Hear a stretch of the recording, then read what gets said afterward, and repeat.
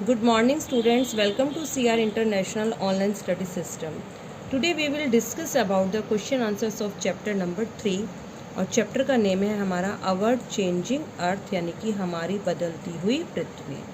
देखिए बेटा question, what is weathering यानी कि अपक्षय क्या है।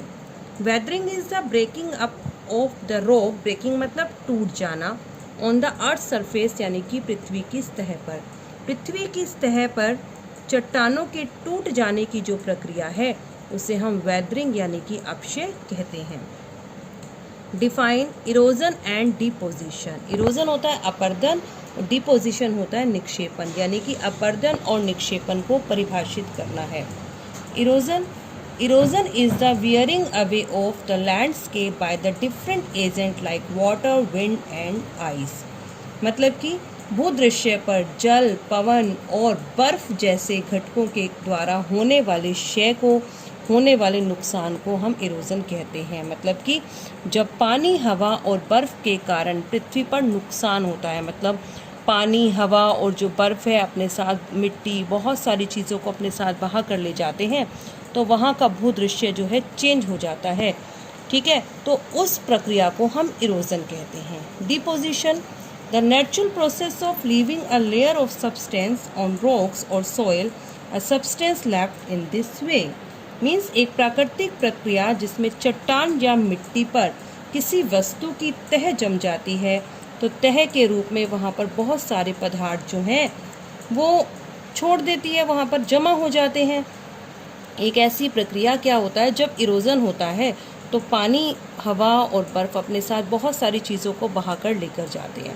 तो ये एक नेचुरल प्रोसेस है। इसी नेचुरल प्रोसेस के कारण, ठीक है, इसी नेचुरल प्रोसेस के कारण चट्टानों पर और मिट्टी पर बहुत सारी तह जम जाती है। जो भी पदार्थ वो अपने साथ लेकर आ रही है उसे हम डिपोजिशन कहते हैं। हाउ आर वाटरफॉल्स फॉर्म, जलप्रपात का निर्माण कैसे होता है।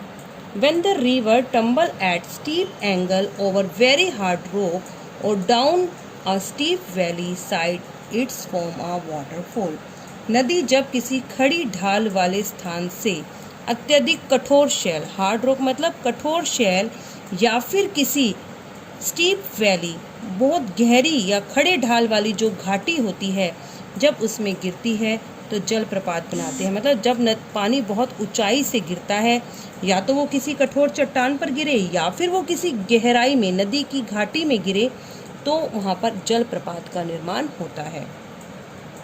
Name the highest waterfall in the world, विश्व के सबसे ऊंचे जलप्रपात का नाम बताना है हमने। तो क्या है ये, Angel Falls of Venezuela in South America, मतलब कि दक्षिणी अमेरिका के वेनेजुला का एंजल जलप्रपात।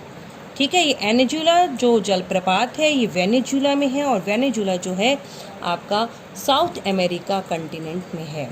Where is Niagara waterfall situated, Niagara waterfall कहाँ पर स्थित है। Niagara fall is located, Niagara waterfall स्थित है ऑन द बॉर्डर, बॉर्डर यानी सीमा पर, किसकी सीमा पर, between Canada and USA in north America, north America में कनाडा और यूएसए यानी कि संयुक्त राज्य अमेरिका। कनाडा और संयुक्त राज्य अमेरिका की जो बाउंड्री है, जो उनकी सीमा है, वहाँ पर आपका ये नियाग्रा जलप्रपात सिचुएटेड है, यानी कि स्थित है। देखिए बेटा आगे, name the land forms made by river on the earth surface, कि हमने उन लैंड फॉर्म्स, उन स्थल आकृतियों के नाम बताने हैं जो नदी के द्वारा बनाए गए पृथ्वी की सतह पर। जलप्रपात यानी कि वाटरफॉल, ऑक्सबो लेक यानी कि चाप झील, और मीएंडर्स यानी कि विसर्ग एक्सेट्रा आदि। ये सब वो स्थल आकृतियाँ हैं जो नदी के द्वारा पृथ्वी की सतह पर बनती हैं। व्हाट आर मीएंडर्स, मेंडर्स यानी कि विसर्ग, विसर्ग क्या होते हैं। As the river enter the plain, जब नदी किसी मैदानी क्षेत्र में प्रवेश करती है, इट ट्विस्ट तो वो मोड़ खाती है, एंड टर्न और अपना साइड चेंज कर लेती है, फॉर्मिंग अ लार्ज बैंड, और बड़े बड़े मोड़ पर बहने लगती है। मतलब जब नदी मैदानी क्षेत्र में प्रवेश करती है तो वो मोड़दार मार्गों पर बहने लगती है, उसे ही हम मिएंडर कहते हैं। देखिए बेटा, जैसे इस डायग्राम में ये नदी ये डायग्राम देखिए, जैसे कि नदी ने यहाँ पर एंटर किया और यहाँ आने के बाद वो बड़े बड़े मोड़ बनाने लगी। देख रहे हैं आप ये मोड़? इन मोड्स को हम कहते हैं मिएंडर यानी कि विसर्ग। हिंदी में क्या कहा जाता है? विसर्ग। देखिए अब, as a river enter the plain, जब नदी ने प्लेन में एंटर किया तो बड़े बड़े मोड़दार मार्गों पर घूमने लगी, जिसे हमने मिएंडर यानी कि विसर्ग कहा। व्हाट इज ऑक्सबो लेक यानी कि चाप झील क्या होती है? Cut off lake due to cut off a meander loop is called oxbow lake. क्या होता है बेटा इसमें? विसर्ग के कट जाने के कारण एक अलग झील का निर्माण होता है, जिसे हम ऑक्सबो लेक कहते हैं। देखिए इस डायग्राम के अंदर, ये आपके मिएंडर से यहाँ पर लगातार जो है आपका डिपोजिशन होता रहा, निक्षेपण होता रहा, उसके कारण एक वाटर पार्ट अलग हो गया। जैसे कि यहाँ से कोई वाटर पार्ट अलग हो जाए, ठीक है, और यहाँ बीच में मिट्टी जमा हो जाए, और ये देख रहे हैं आप, ये पार्ट देख रहे हैं आप, ये पार्ट इससे कट गया बीच में। ये पूरी यहाँ पर नदी का पानी फैल रहा था, धीरे धीरे यहाँ पर डिपोजिशन होता रहा, मिट्टी जमा होती रही और वाटर का ये पार्ट अलग रह गया, ठीक है। इससे हमने क्या कहा? ऑक्सबो लेक यानी कि चाप झील। देखिए यहाँ क्वेश्चन में, cut off lake due to the cut off meander loop is called oxbow lake, यानी कि क्या हो गया ये कि विसर्ग के कट जाने के कारण एक अलग ही झील का निर्माण होता है, जिसे हम चाप झील कहते हैं। How are flood plain formed? बाढ़कृत मैदान कैसे बनते हैं?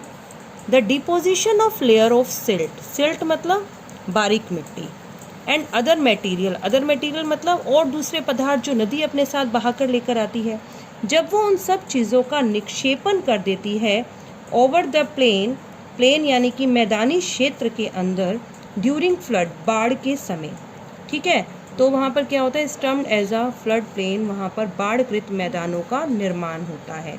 मतलब क्या हुआ? बाढ़ के कारण मैदानों में सिल्ट व अन्य पदार्थों का निक्षेपण यानी कि डिपोजिशन होता है, जिसके कारण हमारे फ्लड प्लेन यानी कि बाढ़कृत मैदान बनते हैं। How is delta form? Delta का निर्माण कैसे होता है या डेल्टा कैसे बनता है? ईच डिस्ट्रीब्यूटरीज, हर एक वितरिका, फॉर्म इट्स आउन माउथ, वो अपना एक मुहाना बनाती है। द कलेक्शन ऑफ सेडिमेंट्स होते हैं अवसाद, जब ये अवसाद जमा हो जाते हैं फ्रॉम ऑल द माउथ्स, इनके सभी माउथ्स के ऊपर फॉर्म अ डेल्टा, तो डेल्टा बनता है। मतलब प्रत्येक वितरिका, मतलब ईच डिस्ट्रीब्यूटिव, प्रत्येक वितरिका अपने मुहाने का निर्माण करती है और सभी मुहानों पर अवसादों का जो संग्रह होता है, जो कलेक्शन होता है, उसके कारण डेल्टा का निर्माण होता है।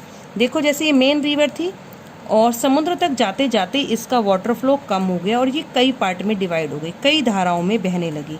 इन धाराओं को हमने बोला डिस्ट्रीब्यूटरीज यानी कि वितरिका, ठीक है। अब जब ये वितरिका यहाँ से जब समुद्र में गिरनी शुरू हुई तो यहाँ पर लाए गए उसने अपने सारे मटेरियल को जमा कर दिया, यानी कि जितना भी सेडिमेंट्स था, और ये जो कलेक्शन हो गया सेडिमेंट्स का, इसके कारण डेल्टा का निर्माण हुआ, यानी कि डेल्टा बना। ठीक है बेटा, ओके।